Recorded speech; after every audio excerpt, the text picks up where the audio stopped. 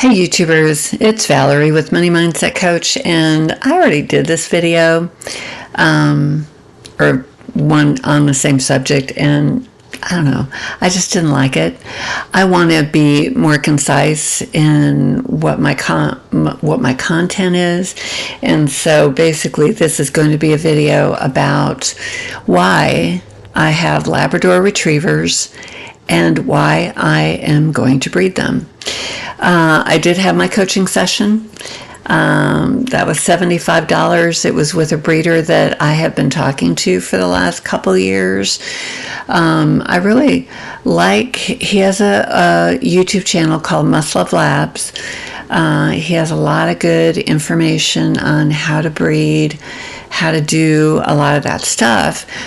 And so I've been watching him for a couple years. I've actually conversed with him on Messenger a couple times.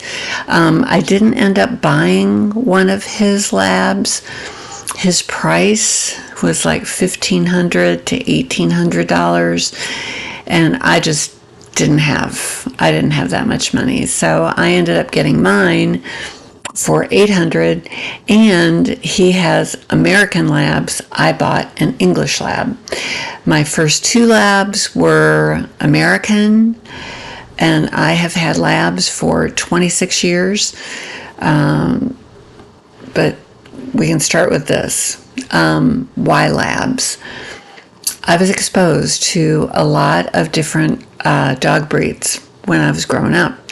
My mom loved puppies, and so we had beagles, we had dachshunds, short-haired pointers, we had a Labrador, mostly beagles, mostly dachshunds. We did have a Dalmatian, Basenji.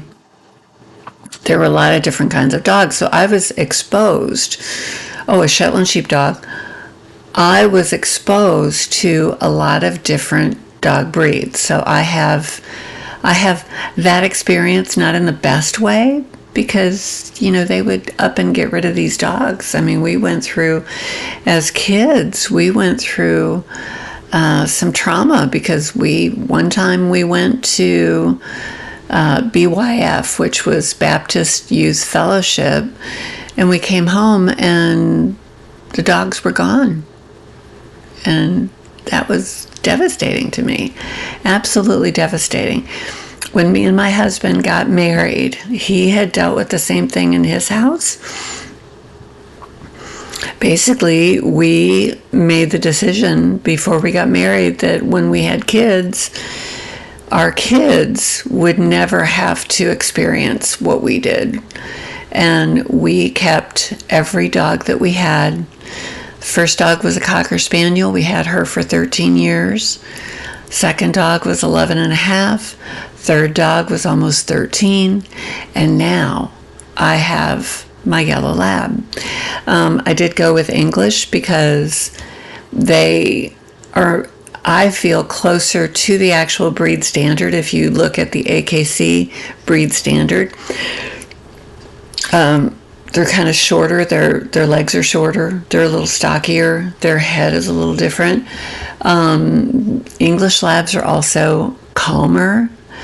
Usually a lab doesn't calm down until they're at least 3. She calmed down at 2. I was really, really shocked that she just calmed down. It was really great. So she's a great dog. But about Labrador Retrievers. Number 1 is temperament. They have a wonderful, wonderful temperament. They are good with kids. They are adaptable. You know, you can see a Labrador be an outside dog. You can see them be an inside dog. They adjust to whatever their situation is. And my dog is, excuse me, I had a busy day today at work. I'm tired. Yeah, she has the run of the house, you know. I mean, she was in a crate for a long time, the crate over there, while I was gone, when she was chewing up stuff and getting into stuff. And that's really better for them because you don't want them chewing something up that they shouldn't, that they could ingest, that they could get hurt. You don't want that. So it really is better for them. But now she has the run of the house. I actually have a TV that shuts off after 2 hours, so I usually leave Little House on the Prairie on when I go to work. So I leave the TV on for her for a couple hours, and I know it goes off. But then when it comes to bedtime, I start turning lights out. She knows it's time for bed. And I don't even have to say, River, it's time for bed. She comes in here and goes into the crate and lays down because she knows, oh, okay.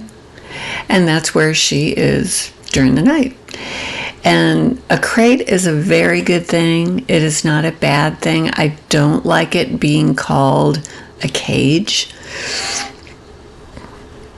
because that to me just doesn't sound very good.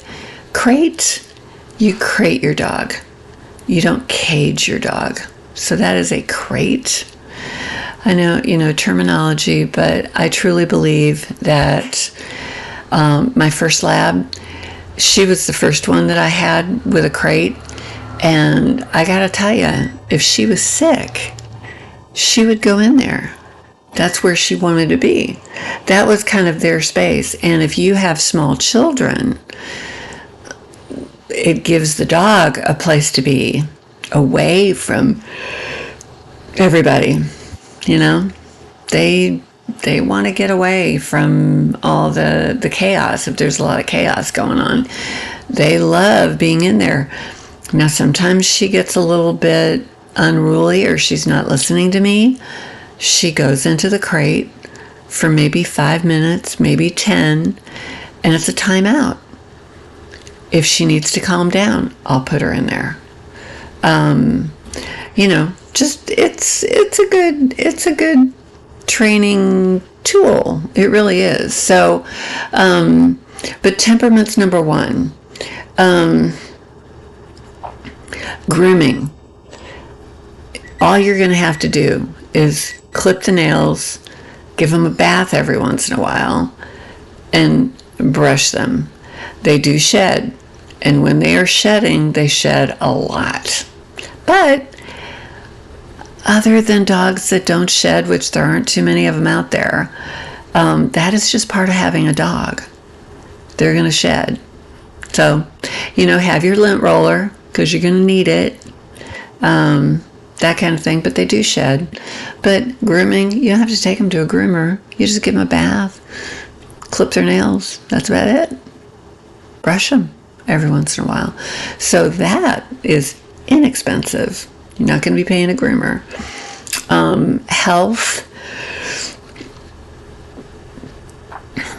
I think there are some things that labs are prone to. Hip dysplasia, that is something. I have had my dog since I'm going to breed her.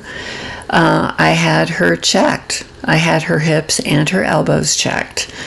I'm also going to be doing a paw prints genetics test on her to find out her coat color genetics, any diseases or anything. I'm going to find that out too. So anyway, I'm going to be doing that. And that is what breeders want to do, is they want to breed for health and for temperament.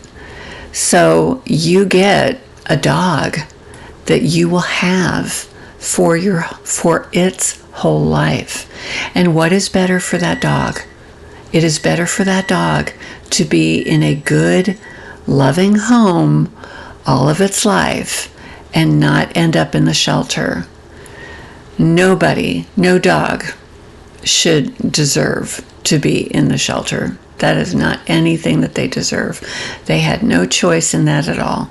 And when you go with someone who is breeding full-bred dogs, labs in particular with me, we're looking for the right characteristics, breed, temperament, all those things. All those things are very important because we want these dogs to have long and healthy lives. That's what we want. And so I know my kids don't quite, get this. They just see the shelters and that there's animals there. So why didn't I get one of them? I see their point, but if I'm going to breed, I have to buy good stock to be able to do that, and that is what my dog is. That's why I paid what I paid for her, because I wanted a really good dog to breed. So with talking to this breeder, he basically gave me the good housekeeping seal of approval. In other words, for saying that he thinks that I would be fine breeding. And he's talked to a lot of people, and he told me this at the end of the conversation. He said, I have talked to people, and by the end of the conversation, I'm telling them, don't do this. Don't do this. He listened to my heart. He heard why I wanted to do this. He heard the years of experience that I've had with the breed. Everything that he heard from me was favorable. So he would have told me if he didn't think that I could do this. So I'm excited. I am so excited. And so right now we are in May. So for the next 7 months, 6.5 months, I am going to be preparing to breed her first heat in 2026.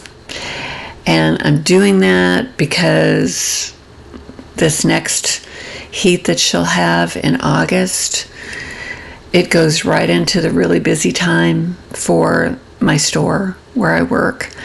And so it's just not a good time to do it.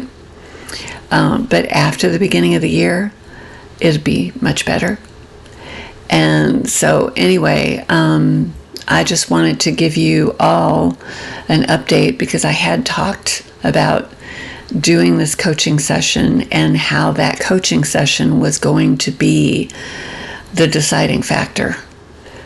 It was just a dream up until now, but now I know that it can become a reality, and I'm just really excited about it, and I am really looking forward to it. I have a name for my breeding business, and I think I will probably start a new YouTube channel for just that. And so you'll see my dog. I know you've seen my dog in other videos, and a few, she might walk into the room while I'm doing this, and there was one in the car. But anyway, I'm excited. The call went well, and like I said, I got the approval of this breeder, and I'm probably going to use one of his studs. So if you're interested in a puppy, you could go to Must Love Labs and you could actually see some of his. He has a few, 2 or 3 stud dogs, male dogs. So it's going to be one of them. So, yeah. I think it could be amazing. So anyway, like I always say, well, if you like this video, this brings value to you, please consider just subscribing, comment, thumbs up, like, whatever. I really, really appreciate comments, and when I do read them, I do respond to them, and so I really, really appreciate the comments. So thank you so much. And the regular commenters, you know who you are. You do. You know who you are. So like I always say, use it up, wear it out, make it do, or do without. Till next time. Bye.